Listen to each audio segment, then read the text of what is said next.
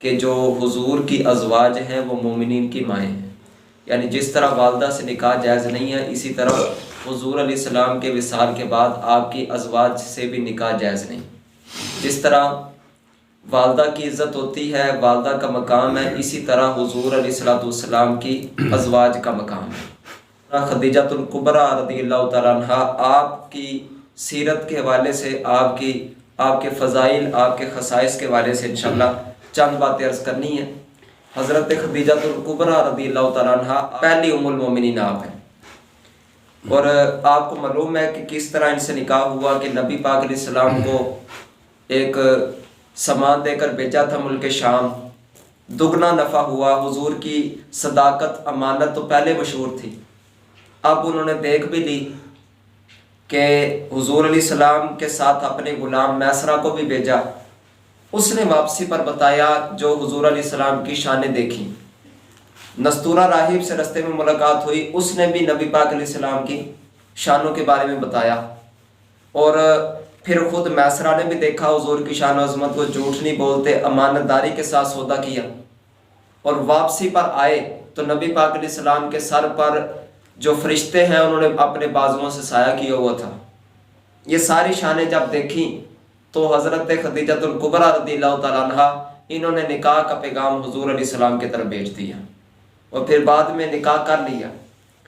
عمر نبی پاک علیہ السلام کی 25 سال تھی، حضرت خدیجہ الکبریٰ رضی اللہ تعالیٰ عنہ کی عمر 40 سال تھی، اور ان کے پہلے بھی 2 شوہر انتقال کر گئے تھے۔ اب نبی پاک علیہ السلام سے نکاح ہوا، پہلی ام المومنین بن گئیں۔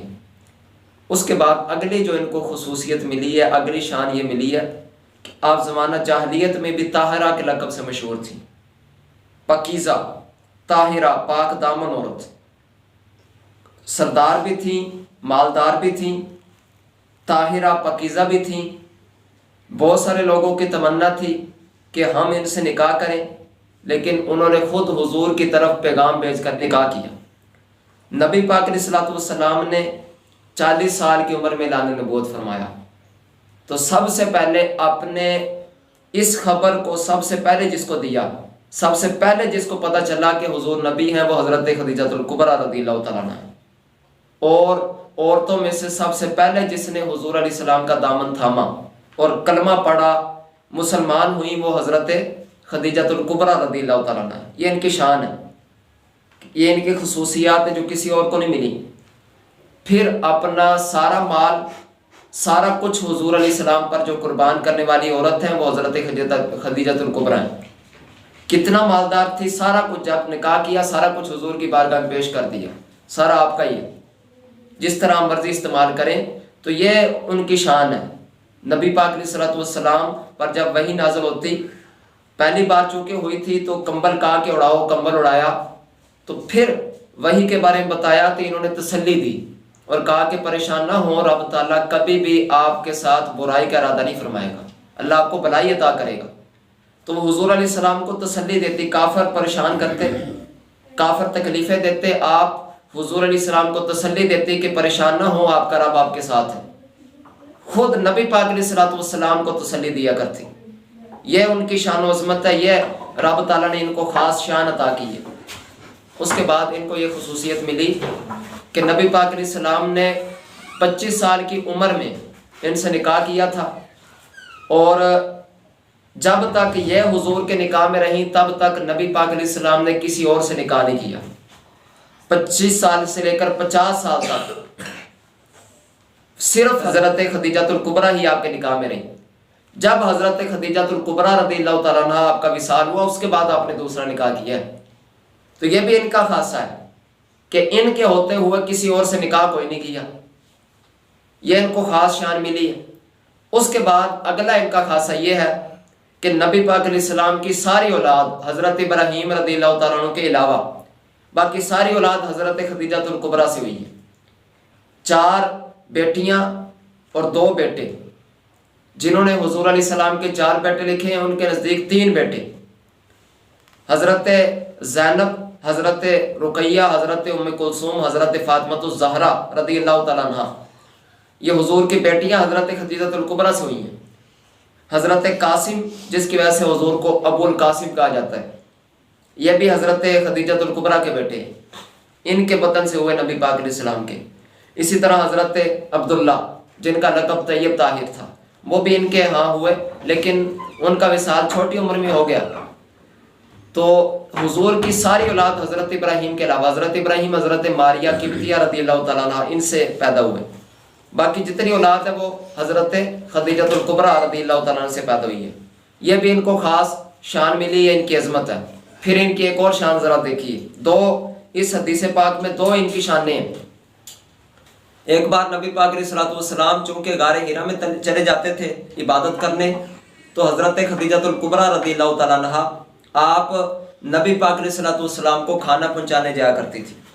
ایک بار یہ سالن پینے کے لیے کچھ کھانا لے کر آ رہی تھی حضور علیہ السلام کی بارگاہ میں، یہ بخاری شریف کے اندر 4 جگہ حدیث آئی ہے۔ تو حضرت جبرائیل امین علیہ الصلوۃ والسلام حضور کی بارگاہ میں حاضر ہو گئے اور آ کر عرض کرنے لگے کہ یہ حضرت خدیجہ الکبریٰ ہیں جو آپ کے پاس آ رہی ہیں، اور ان کے پاس ایک برتن ہے جس میں سالن بھی ہے اور پینے کے لیے بھی کچھ ہے۔ کہنے لگے کہ ان کو ان کے رب کا سلام کہیے گا۔ ذرا ان کی شان دیکھیے، رب کا سلام ان پر نازل ہوتا ہے۔ عرض کرنے لگے حضور ان کو ان کے رب کا سلام کہیے گا، اور پھر اس کے بعد کہا کہ میرا بھی سلام کہیے گا۔ چھوٹی بات ہے رب کی طرف سے سلام نازل ہو، اور پھر کہا کہ ان کو جنت میں ایسے محل کی خوشخبری دے دیں جو کہ موتیوں کا بنا ہوا ہے، جس کے اندر نہ کوئی شور و غل ہے نہ کوئی تکلیف ہے، بغیر تکلیف بغیر شور و غل کے ان کو محل کی خوشخبری پہلے عطا کر دیں ابھی دنیا کے اندر۔ یہ ان کی شان ہے۔ اعلیٰ حضرت فرماتے ہیں آسمان سے جس پہ تسلیم نازل ہوئی اس سرائے سلامت پہ لاکھوں سلام، یعنی آسمان سے ان پر تسلیم آسمان سے ان پر سلام آتا ہے، اس سرائے سلامت پہ لاکھوں سلام۔ ایک شعر میں کہتے ہیں سیاہ ماں وہ پہلی ماں کہف امن و امان، پہلے مومنین کی ماں ہے، کہف امن و امان ہے کہ نبی پاک علیہ السلام کو بھی جن کے پاس آ کر سکون ملا کرتا تھا، حضور بھی چین پاتے تھے، حضور کو تسلی دیا کرتی تھی۔ تو اس لیے کہتے ہیں سیاہ ماں وہ پہلی ماں کہف امن و امان، حق گزارے رفاقت پہ لاکھوں سلام، یعنی جنہوں نے حضور کی رفاقت کا حق ادا کر دیا۔ کتابیں پڑھ کے دیکھیے کہ حضرت خدیجہ الکبریٰ نے ہر وہ کوشش کی ہے کہ جس سے نبی پاک علیہ الصلوۃ والسلام راضی رہے۔ اور پھر روایتوں میں لکھا ہوا کہ کوئی ایسی بات آپ سے سرزد نہیں ہوئی جس کی وجہ سے حضور علیہ السلام نے کبھی ناراضگی کا اظہار کیا ہو۔ کبھی ہو ہی جاتا ہے لیکن ان سے بالکل نہیں ہوا، یہ ان کی شان ہے۔ پھر ان کو یہ خاصہ ملا ہے کہ تمام سادات کی نانی جان ہے، کیونکہ حضرت فاطمہ الزہرا رضی اللہ تعالیٰ عنہ کی آپ والدہ ہیں، تو جو ان کی اولاد ہے وہی تو حضور کی اولاد ہے، لہٰذا اس اعتبار سے سب سادات کی آپ نانی جان ہے کہ آپ کو جنتی انگور بھی آپ کو کھلائے ہیں نبی پاک علیہ السلام نے۔ موجم حسن میں یہ روایت موجود ہے کہ نبی پاک علیہ السلام نے جنتی انگور ان کو کھلائے۔